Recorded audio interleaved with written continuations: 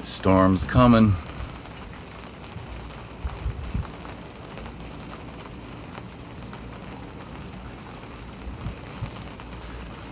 Hopefully it doesn't blow me away.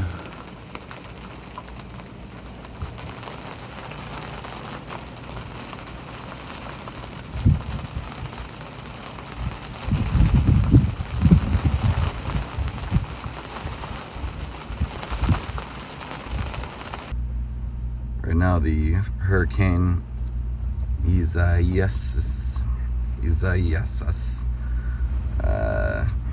hitting. It's probably about as near as here as it's gonna get. Downtown Norfolk area. So far nothing to speak of. Nothing's broken, no serious weather. Yeah, but it's 4 a.m. and I think it's gonna be here for a few hours more still.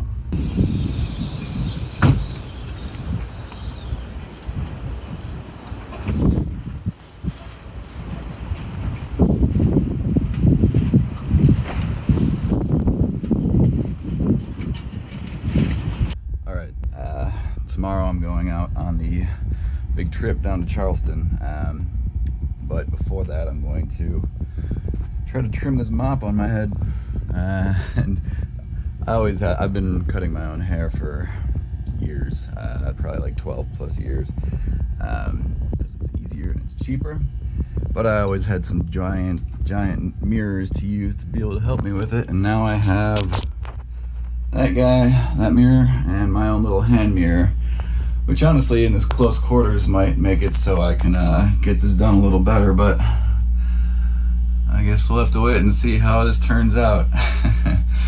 But I think my hair is compostable, so I can actually just flush it down the toilet there and that'll get pumped out and that'll help plants grow, I think. Hair composts, right? Pretty sure.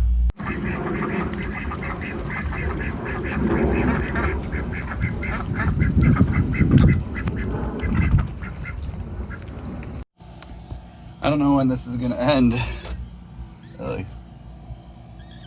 Here's my cat.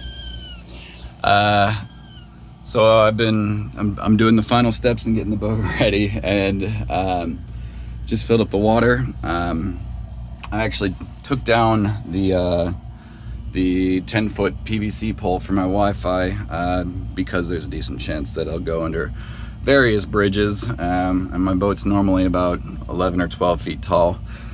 But with that, it's about 18 to 20 feet tall, and so I wanted to make sure that I wasn't going to break my stuff, and I can go a few days without long-range Wi-Fi, so that's not a big deal.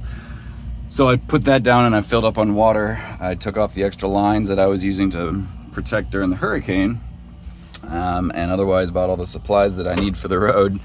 And it's funny, while I was doing that, I just came in here and I was looking at how I need to clean my entryway carpet. It gets a lot of dirt pretty quick here.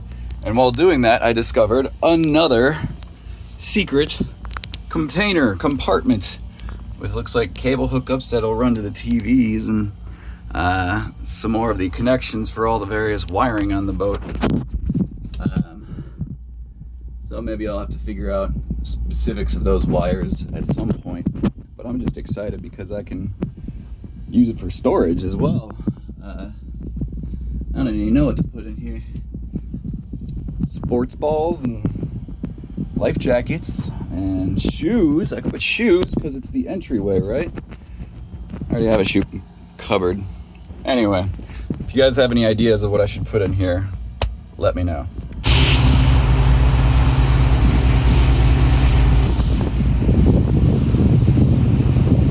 Start up boat trip number 1.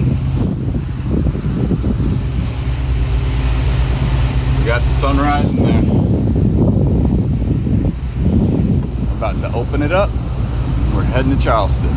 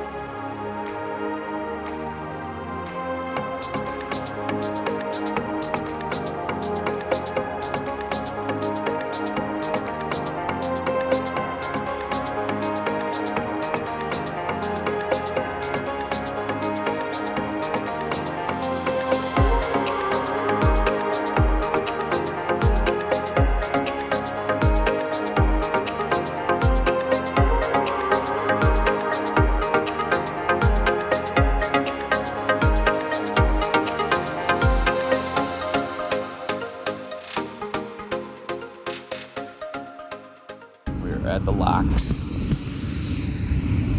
That's to the west. We're heading east. It's the first time doing the lock. So far, pretty comfortable. And after they open those gates, we're flying. And there's nothing stopping us on the rest of the entire trip. Next multiple day, 4 or 5 day trip. Checked inside, the cats are doing fine. They're running around on the floor. The fire extinguisher fell off its hook. Didn't spray anything, but they found the pin and they're playing with it. But now I just sit here and wait for them to close the lock. I don't know if anybody else is coming in.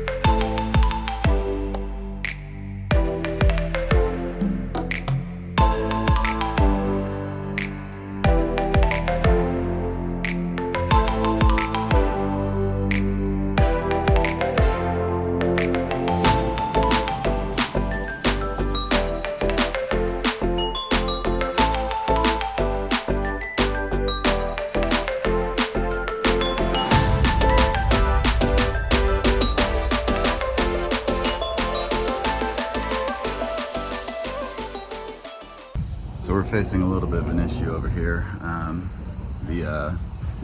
We've only gone about maybe 20 miles on this trip so far, and one of these bridges can't open apparently. It's apparently water's too high for them to raise the bridge. It's got to go down by at least 2 more inches, which people think might take a couple hours. So intelligent, conveniently placed refueling stop is right next to the bridge for probably exact reasons when people are waiting for the bridge. So I might be able to cut off a big chunk segment by refueling or topping off right here. So taking advantage of the break to top off. All right, so it looks like I'm gonna be stuck here for a while. The bridge is definitely not going anywhere. It's apparently, even if they were able to move this bridge, there's another one about 5 miles down that also needs to get opened and is even further underwater. So I guess this is just kind of how this is how it works. I mean, we've already seen it's been a lot of sit and wait, and it looks like we're gonna do some more sitting and waiting.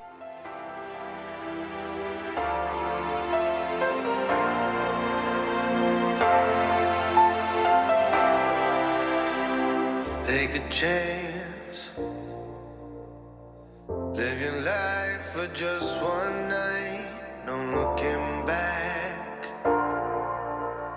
'cause tonight will make it right. Can't this feeling get high? Can't this feeling get high?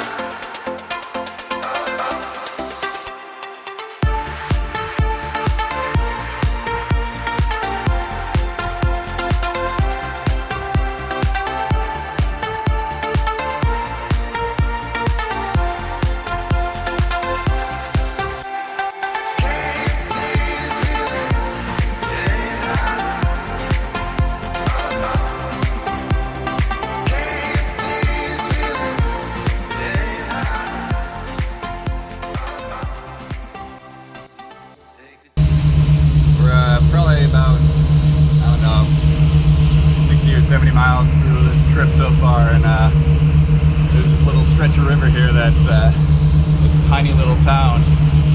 Makes me imagine what it'd be like to live here. I think they have to go a long ways to get to the other side of the river. I think people just own boats and go across the river to hang out with each other. Kind of cool. I could just dock up and go to one of the restaurants here if I wanted to. This is Ablemarle Sound. Right in the middle.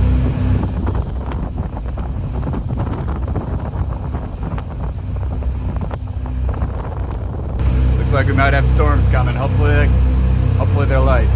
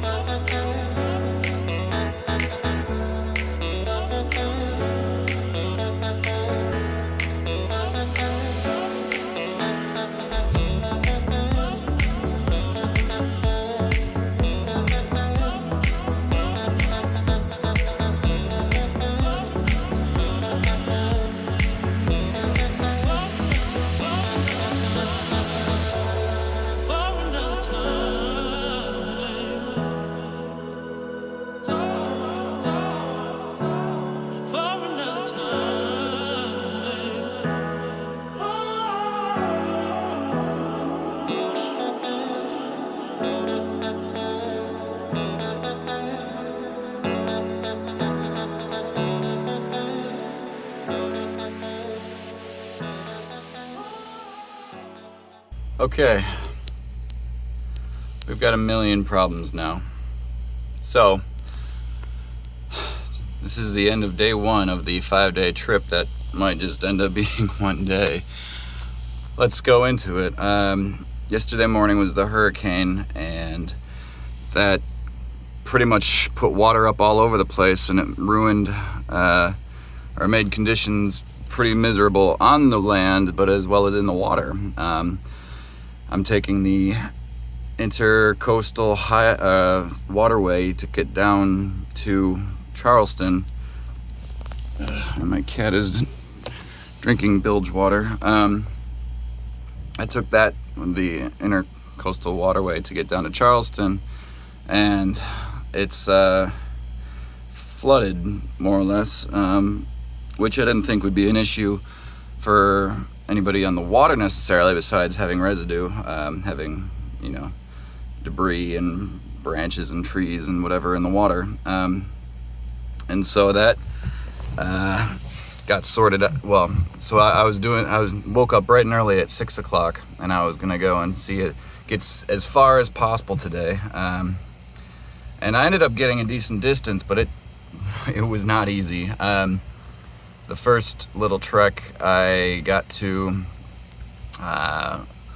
one of the lock was fine, but past the lock there's multiple drawbridges that weren't able to open because the water was not low enough to be below the engine that's used to rotate or lift the drawbridges. And so because that engine was still underwater, we had to just sit and wait until that water receded. Ultimately, I left at 6, and I got to a certain point and I just had to sit and wait for 3 hours or so.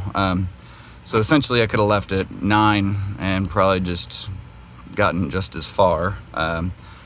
But despite losing 3 hours, probably more, I was driving or taking the boat as far as I could, and somehow beyond, except for yesterday, and perhaps even more than yesterday, I got a ton of rain today, and it was like 3 or 4 hours of rain some so hard I had to just like putt going idle in the water. Everything honestly other than the stupid holdups was okay. But I called a marina where I actually got to see if they were open, if I could reserve a spot, and that worked out fine. And then 1 mile away, my starboard engine clunks out, just drops out and done, and awesome. And so I had to, brought the boat back, but I don't know how long I'm gonna be stranded here. I'm in some random marina in the middle of nowhere in North Carolina. Nobody's ever seen this place, but it's actually a super fancy place. So hopefully it's not gonna charge me an arm and a leg if I have to stay here for an extended time. But we'll see. And the second thing is the pump. The pump works, the pump is fine. But the issue is no longer the pump, apparently. Well, it might be a weak pump. Might be a bit weak pump, but down here, this is the piping. So there's the pump, and then inside you'll see where the piping from the pump goes. I just kept trying to pump it. It wasn't doing anything, and it turns out there is a hole right there.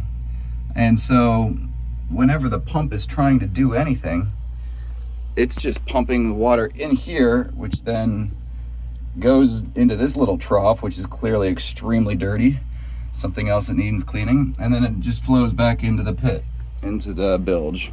But this is what I got to figure out, is the pump and the engine now. Okay, so one of the two problems of today has been addressed. I believe it'll be good enough for the rest of the trip, but the pump right now is working, and I once again used the magic of duct tape to address the issue right here. This is not the ideal fix, and it's not the final fix. Once I get to where I'm going to go and get a more solid, sturdy, plastic to plastic fix, some sort of, I don't know, I've seen some gizmo or gadget thingy that will connect two ends of a plastic pipe like this and do it in a sealed fashion. So I'll figure out more about that as I go. And so that's one item, and then the other one is one of the engines not starting. I did a little bit of research, and the engine starts, coughs for a bit, and then it dies. And so I don't think it's electrics, because it does start. It's just that what needs to be addressed is the gas, I believe. Something on the inside, it's choking, and then it dies. And I was running pretty low on gas when I got here. I thought I had maybe like a 1/16 of a tank. And I mean, it's possible that the lesson is just to just fill it up more often. Whenever I get down to half or a quarter, make a plan to go and fill it back up. Hopefully that'll start both the engines, and we can continue this trip. And I don't have to stay in this random super high class yacht club in the middle of nowhere.